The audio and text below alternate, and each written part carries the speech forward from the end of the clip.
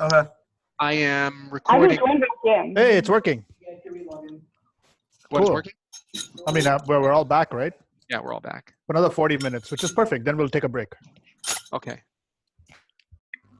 Okay, you guys see my screen again? Mm-hmm. Yep. Yeah, very odd on the top. It still says 40 minutes. I don't know why. Because it's giving us the free 40-minute meetings. Even though you don't have a paid account, which is Even bizarre. though I have a paid account. That's my problem, right? It's a paid Yeah. account. Why am I getting the 40-minute meeting instead of the unlimited meeting? You got it unlimited yesterday, right? Yesterday. Yeah. Okay. Anyway, C'est la vie. so MapReduce is the way that we can, is one way, but you know, the most prominent way to spread out a computation on hundreds, thousands, potentially millions of computers. What is that? How do I mute everybody? Participate. Naya, mute up. Okay, I just muted everybody. You guys can unmute yourselves if you want to make a comment, so feel free to do that. I think you need to cancel annotation again. Thank you. Disable attendee annotation. There you go. Okay, so the slides mention a famous example, word count.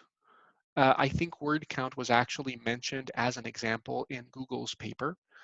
The example is, how do I take a huge text file? Imagine a text file essentially as big as the entire internet, okay? Imagine a collection of everything that's ever been written.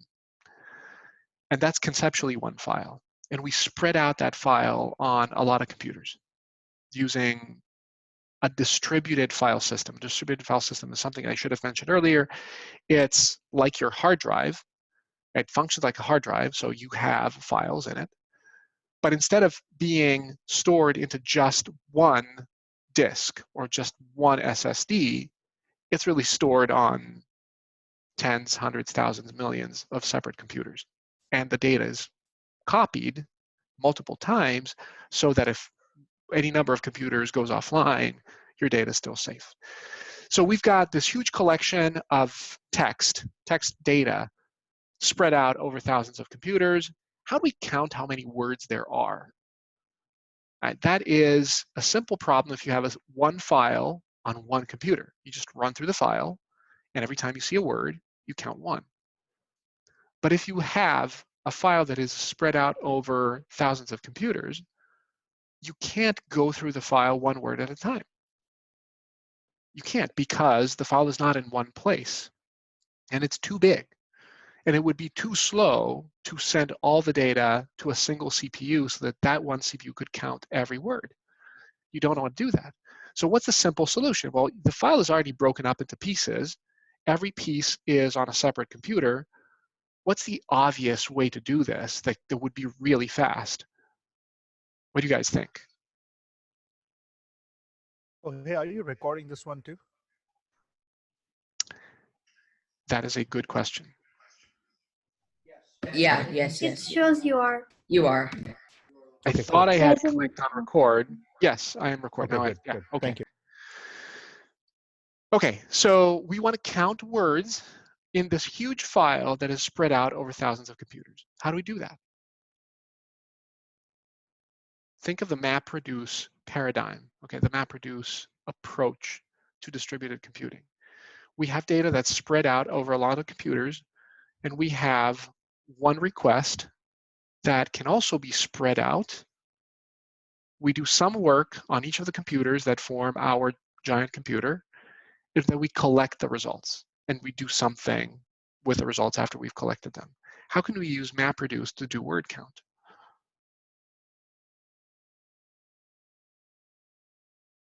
All right, I don't have volunteers, so I'll do it myself, or I'll explain it at least. Each computer has a piece of the file. Actually, each computer probably has many pieces of the file. The file is broken up into small pieces, and every computer has many small pieces. Every piece has a bunch of words, but every piece is small, and so it makes sense to count the number of words in each piece the way you'd count words on a small file on a single computer. You just run through the file. When you see a space, that marks the end of one word, the beginning of another word, so you count 1. And we have, probably some number of tens of CPUs in each computer, so we can process, maybe 64 files or little pieces of the file at the same time in each computer. Every piece of the file produces a number, the number of words in that piece. That's the map step. Mapping means transforming the pieces of the data into a piece of the result. So we're transforming pieces of the file into a number of words. And now we have millions of numbers. What do we do next? What's a reduce step of this algorithm? Can you repeat the question? So the question is, how do I count words, the number of words in a very, very big file?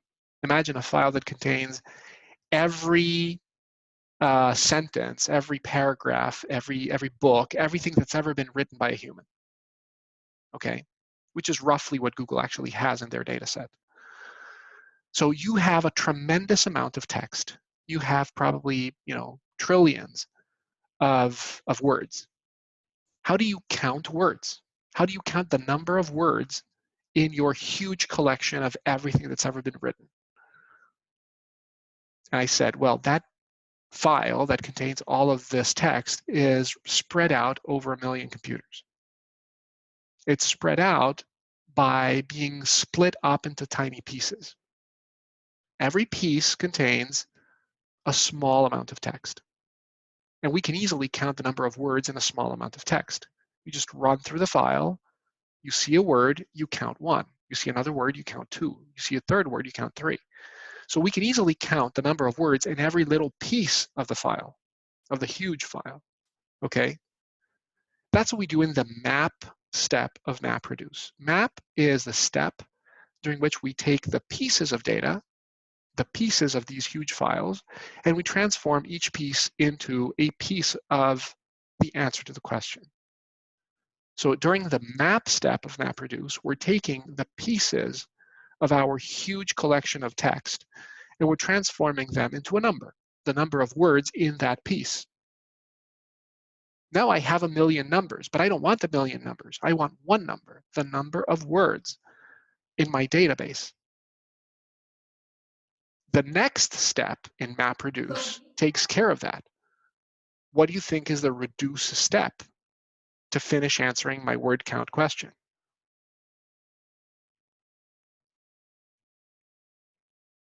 Think about it, right? We've counted the words in every one of 1 million pieces of the file. Now I have 1 million numbers. What do I have to do? You could use word count. Well, word count is the overall problem, right? Word count is counting the number of words in a very, very, very big file. Could you As I use said, some type of code? can I use what? Some type of code or programming? Yeah, of course. This is all programmed. I'm explaining the approach that's called MapReduce, okay? So in MapReduce, what is this? I don't know. In MapReduce, the first step, which is called map, transforms bits and pieces of data into bits and pieces of the result. Say that I have, again, this huge corpus of text that spans everything that's ever been written, and I've split it up into 1 million different computers. So now each computer has 1/1,000,000th of the amount of data, okay? It's easy to process these as small pieces. I process one of the pieces, what do I get? I get a number of words, but it's not the answer to my question. The question is not, how many words are there in each piece? My question is, how many words are there total? So what do I have to do to answer the question? I already have the number of words per piece. What do I have to do to get the number of words total? Add them all up. Add them all up. Yeah. Addition. Now, the problem with adding them all up is that each number is on a different computer. In practice, like I said, the pieces are actually smaller than that. So every computer in my MapReduce giant computer called a cluster. Every computer in my cluster will probably have a few hundred counts. And I could easily add up all the counts on a single computer because they're all in the same place, but I can't easily do that across counts that are stored on different computers. So the reduce step in MapReduce, first of all, has to collect in one place all of the data that needs to be processed together, right? If I need to add up a million numbers, I need to have that million numbers in one computer. So that's the part where MapReduce collects the result of mapping into one place. Then that data is reduced into one answer. It's very simple, right? It's so simple that it's kind of baffling. But this is at the heart of all the biggest projects, all the biggest software projects in the world at this time, or almost all. So the idea is just split the problem into small pieces, solve the small pieces of the problem, then collect the results of the small piece of the problem and glue them together and finish the work in one place. This is very similar to doing a group project in school, right? It's like you guys meet, you guys decide who's going to take what section, work on it, and ultimately come together and develop the final report. Yeah. Except one person usually does it. One person does the whole thing usually. Because the other CPU cores are failing, then we need to replace them. Yeah. So that is actually a very significant problem with MapReduce algorithms. Sometimes the data is not broken up into, it's not broken up well, per the needs of the problem. And so you end up with a lot more work being done on one computer and a lot less work being done on the other computers. Because the problem only is solved when all of the computers finish their work, if one part of the problem is very slow compared to the others, it doesn't matter how fast the others are. The overall solution is going to be slow. And so a lot of effort is being put in engineering the breakdown of the problem at the map stage so that the problem can be broken into pieces that are roughly the same size. Anyway, this is more than you guys can chew on at this time, but it's important to get a sense for how distributed systems actually work. This is one approach to distributed systems. It's not the only approach. It's a prominent, important approach in today's internet applications, but there's a whole lot more to this world. So I just wanted you guys to see, the most prominent example. Okay. I think these two slides really should have been flipped. How do you distribute data across multiple computers? And really, do you have to? In many, many cases, you don't have to. I would say probably the majority of software systems that exist on the internet do not have a distributed database. Their database is on one computer. Now, building a database on one computer is not hard. There's products that you can use. There's Oracle database, there's MySQL, there's PostgreSQL. There's a bunch of software products that manage a database on a single computer. And yeah, I mean, you've got to know how they work. You have to learn how to program them. But you don't have to deal with all the complexity of the theory of distributed systems. However, storing data on a single computer only allows you to store as much data as will fit on a single computer. And yes, you can buy bigger and bigger computers, but like I said, there's a limit to how big a computer gets, right? And it's a fairly small limit, 64 cores. Now, if you are willing to spend a lot more money than that, you can buy computers that have up to 128 cores, or possibly just a little bit more than that. But you hit the limit very quickly, and the cost of having more cores in a single computer increases way faster past 64, because those becomes products for banks and for very rich companies that can spend a lot of money on that hardware. So it's not a good way, right? If you want to store a ton of data, you don't want to buy big computers. You really want to spread the data across multiple computers. So how do you build distributed databases? There's several products out there that do this. One of the most prominent ones is called MongoDB. It's a database management system. It's a non-relational database management system that can spread data across multiple computers in a clever way. Another prominent example of a distributed data something, not quite a database, is called Hadoop. Hadoop contains both MapReduce and a distributed file system. It doesn't contain tables, it contains files, but it's able to spread files over many computers.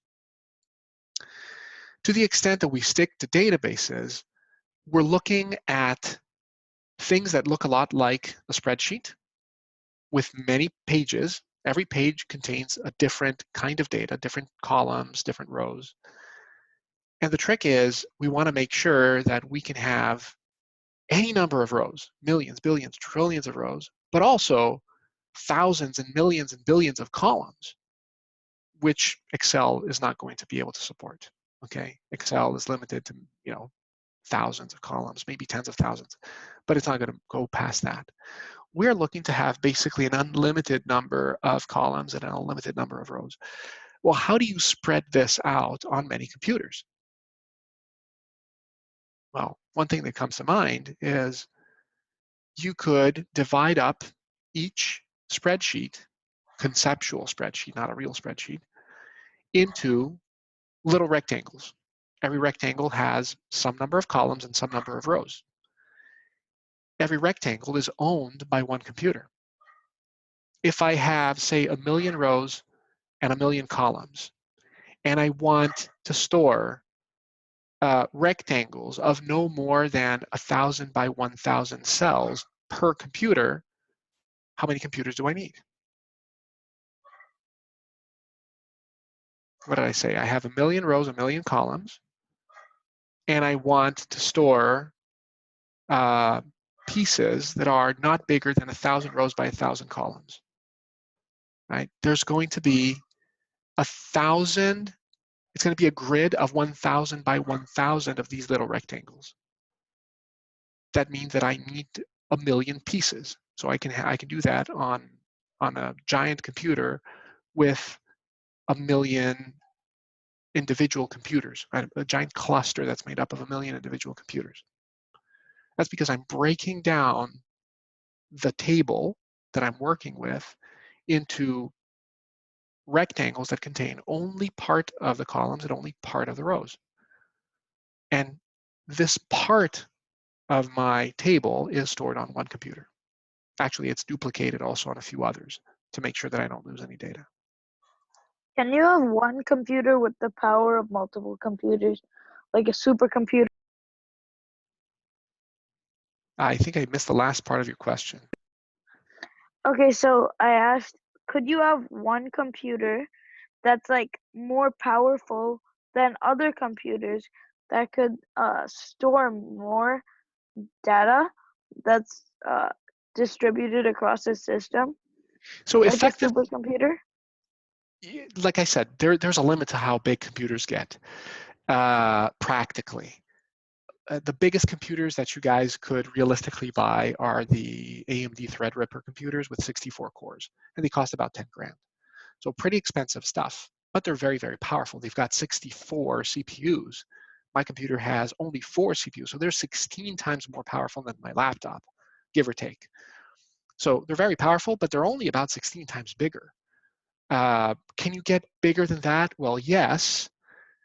One step up from Threadripper is the server type CPUs. Server type CPUs can also have about 64 cores, but you can put up to about maybe 4, maybe 8 of those CPUs in a big, big server.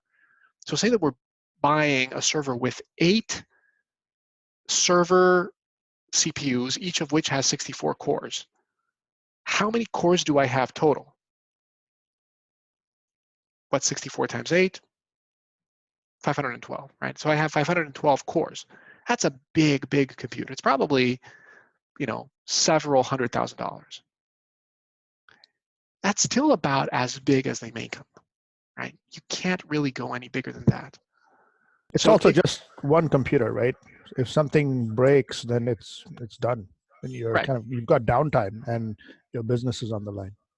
right. So you still need to have many of those. Even if they're big, you still need many of those. So once you've made your peace with the idea that you need many computers and you need them to work together, you're better off buying smaller computers, not the smallest ones, but not the biggest ones either. You're better off buying something that's middle of the line, because that's where the cost of ownership is best. It's where you get the least cost per unit of computing power.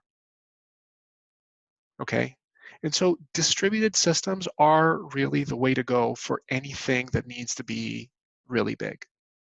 And by really big, I mean anything above, today, anything above 64 cores, anything above, a few terabytes worth of data really requires distributed systems. And so we deal with the complexity, and we figure out how to use the MapReduce scheme, and we figure out how to use distributed databases. We figure out how to break up our data into columns and rows so that groups of columns and rows can be stored separately on separate computers, and so on. And we build complex software, again, based on the MapReduce concept, that will unify all this data and allow us to query and manipulate this data as if we had a single computer, right? As if it were a single system. That's very clever. Okay. So if you actually need thousands of computers, where do you go? Well, one option is AWS. Another option is Google Cloud. What's AWS? It's like, what is the Amazon. structure? AWS is the acronym for Amazon Web Services. It's an Amazon company. Actually, it's not even an Amazon company. It's really an Amazon product, right? On Amazon, you can buy books, you can buy movies, you can buy just about any physical device that they can deliver to your door, and you can buy computing resources, computing, storage, memory, basically resources from their computers. They figured years ago that they had thousands and thousands and thousands of computers, and they needed to have thousands and thousands of computers because they couldn't afford the risk of anything failing on them. So they needed to have way more hardware than they really, really were making use of. So somebody said, hey, why don't we rent it out? We can rent out our spare computers and we'll make some money on them. And Jeff Bezos said, oh, that's kind of clever. Let's go rent out this stuff. But how do we rent it out? I mean, we can't actually, make a phone call to somebody and say, hey, would you like a computer? Hey, I can configure an account for you. It'll take me only 5 minutes. Yeah, it's 5 minutes, but it's 5 minutes for, multiplied by millions and millions of potential customers, or billions of potential customers. So it was completely impossible to do it in a ad hoc way. So they built a tremendous amount of software to manage their rental service, right? So now I can log on to my AWS account and look at all the resources that they make available to me, look at all the resources that I have rented from them, and rent some more stuff, or stop the rental of some of the stuff that I'm currently using. I can increase the size of certain resources. I can configure my usage of their resources in very clever ways. So one of the things that I can do with AWS is I can rent thousands of computers right now. They're currently available. If I need 1,000 computers right now, AWS can give them to me in, it'll take them maybe half an hour to provision about 1,000 computers, maybe less. It depends on how clever my software is in asking for that group of 1,000 computers, which is insane, right? And Google Cloud does the same.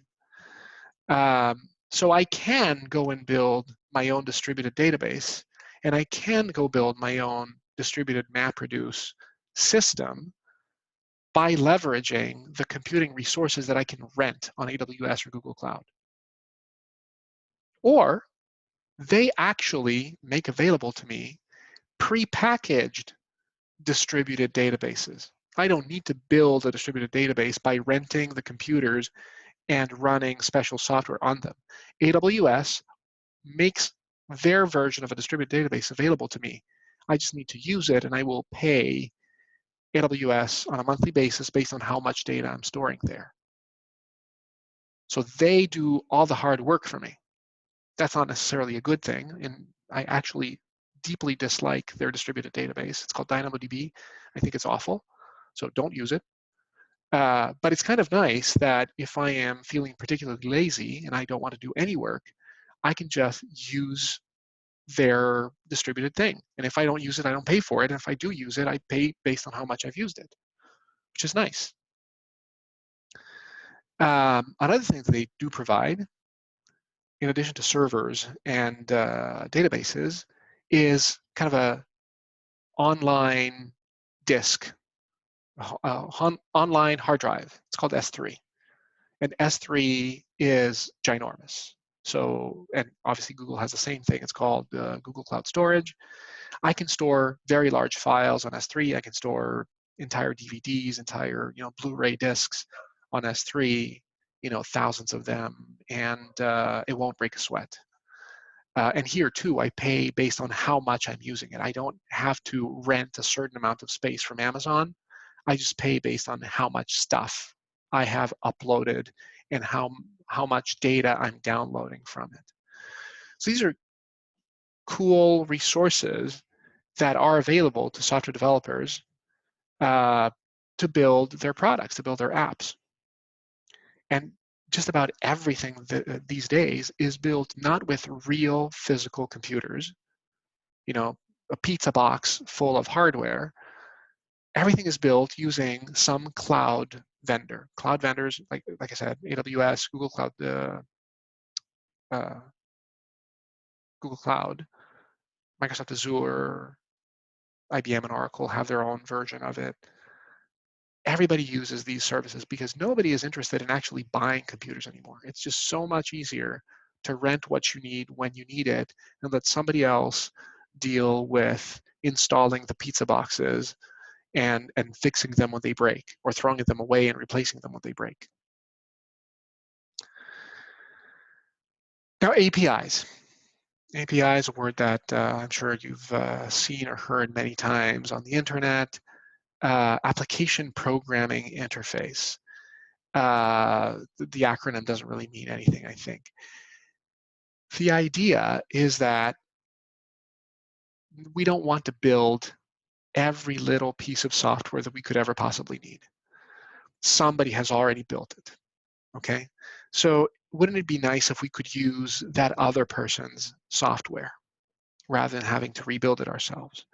That's a general idea, right? If it's about reusing software, and it's about enabling me, for instance, as the author of a piece of software, to make it available to you as the author of another piece of software that uses mine, in a way that doesn't require you to understand every little bit of detail about how my software works. Okay, that's called abstraction. When you use a database, you don't want to know exactly what the database is doing behind the scenes to store your data, or exactly how, for instance, Google is spreading out your search about how to cook a brisket on their own computers. You don't want to know how their software works. You just want to know what it does. And if you understand what it does and how to make it do what you want it to do, then you're good. You can just use it, okay? You don't have to be an expert at what's happening behind the scenes. All you need to know is how to make it do what you want.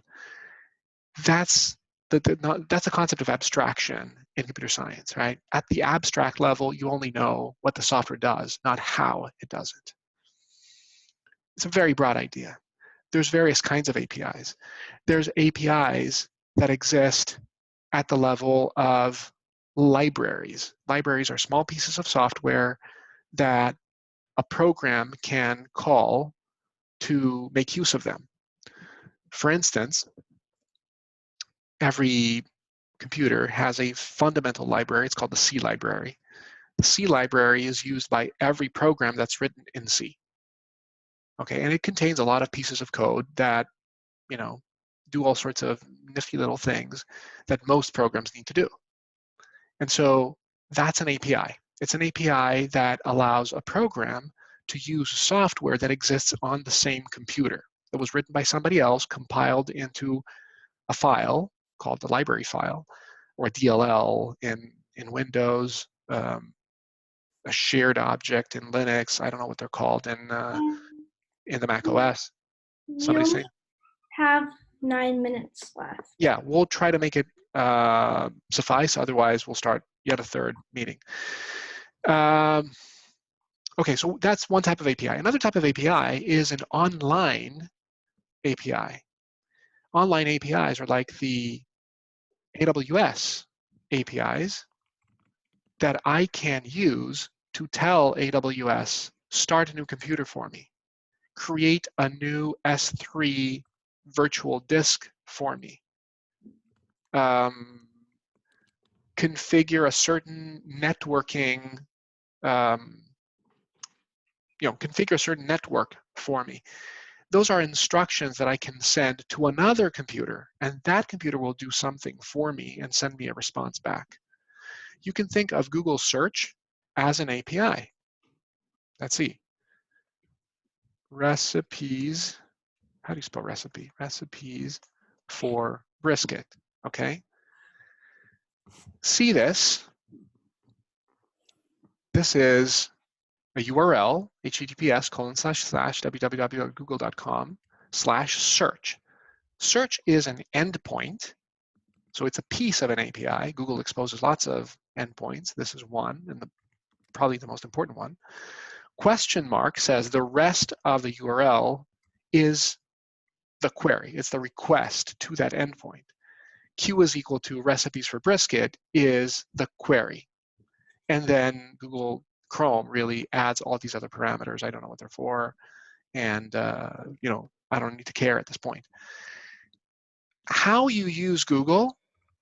Well, you use Google as an API user by invoking this web endpoint with a question mark and followed by Q equals and the text that you're searching for. This is a very simple web API. I don't have a library. My software is not using a Google library. My software is making a request to Google, and Google is responding with a result. There's many of these web APIs. Some of them are free, like Google. Many of them are paid, like AWS. Right? AWS gives me an API to create new virtual computers. Well, I can call the API, I can generate 1,000 new virtual computers, but AWS wants to be paid for that. Go figure, not unexpected. So APIs are a way for companies to make money on the internet, right? Some companies sell a website or something that you can display in your Chrome or Firefox browser or whatever browser. Some companies don't have a user interface. They don't have something that you can see in your computer, in your browser. They only provide an API. You can only use their product if you are a software developer. And then probably if you want to use their API, you'll have to pay them for it. Okay? And that enables you to not have to build what they have already built. So we get these sets of commands to access data, to create new computers, to destroy virtual computers, to do all sorts of nifty things on the internet. And there's lots of companies that offer these kinds of APIs. Here are a few examples. For sake of time, I'll just jump to the next one. In many cases, when we're using an online API, we have to send them data. Well, in all cases, we have to send them data in some specific form. I showed you how we send data to Google. The way we send data to Google is by using question mark, Q is equal to recipes for brisket. In many other cases, we're sending them JSON data. JSON data looks a bit like JavaScript.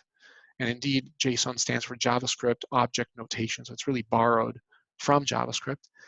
This is essentially a JavaScript object. We haven't gotten into JavaScript objects, at least not extensively. So just bear with me here. and we're missing a couple of open and close squiggly braces before class and after this squiggly brace. So this is an object that has one field. That field is called class. That field is itself a JavaScript object with 3 fields: name, students, location. The first field is a string. The second field is a list. The third field is yet another object. Okay, this type of notation is called JSON.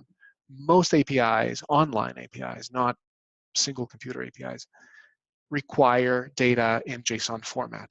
Years ago, XML was all the rage. XML looked funnier than this. It was a little bit more complicated to read and write, but the idea was basically the same. So the idea is there's a very specific way to package up your request and send it to the server that will execute that request. How you package up the data is specified by the author of the API. So if I'm an API author, I get to decide how you call my API.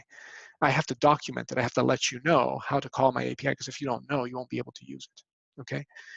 For the most part, like I said, it's going to be some flavor of JSON. And what else we got here? And then code in the real world. So in the real world, we have to deal with all sorts of problems. Most commonly, bugs. Like, bugs are a real world problem, and you can't deal with it by throwing more hardware at the problem. You have to write software that works well. So I have a couple of options here for you. We can either plow through the rest of the material, which is really just one slide, in the next 2 minutes and call it a day, or we can take a little break here and you can think about how to deal with the problem of bugs. You know what bugs means, right? Software not behaving correctly. Think about the problem of bugs, and then we can discuss it by hopping onto the call again in a few minutes. I think it's a useful exercise personally. I mean, if you guys want to maybe take a minute to think about it, and then we'll keep going. Okay, but bear in mind, we only have 2 minutes left on the call. So this might be a good time to take a little break and reconvene at, say, 7:05. Let's do that. On a fresh copy of our Zoom call. Okay? Okay, let's do that. All right. What time will we be ending the entire lesson? 7:15, 10 past, 15 past. Say 15 past. I mean, we're taking a couple of minutes worth of break, so 15 So past. do we leave this call and then join a new one? Yes. Yeah, leave I'll this- have to boot you. I'll kick you guys out of the call, and then you'll join again. Okay. Okay? See you back in a couple of minutes.